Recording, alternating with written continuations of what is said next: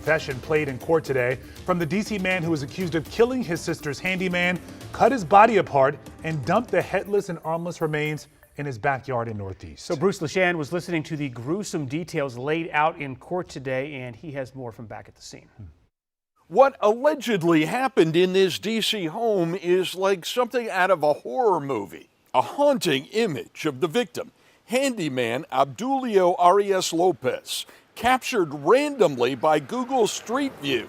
32-year-old Lavon Barnes has just been indicted by a grand jury in the handyman's death on a charge of premeditated first-degree murder while armed.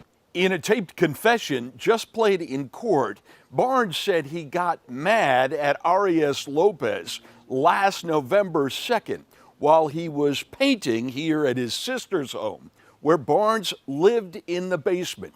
That night, he went online and bought a taser.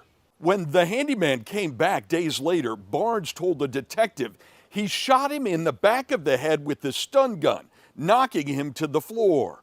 The bloodied victim pleaded, "Why would you do this to me?" Barnes says he punched and kicked him, dragged him to the basement, stabbed him once in each buttock, and then dragged him outside, still groaning in pain. He told the detective he went to the Ace Hardware, bought an axe, and hacked off the handyman's head and arms and threw them in the trash. 3 months later, he called 911 in a police body camera video played in court. Barnes was sitting on the steps here, claiming that he had just discovered the body in the backyard here as he was cutting back the bamboo.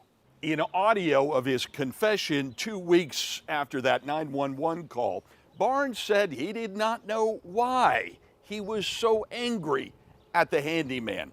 It was like a dark cloud that was over my head, he said.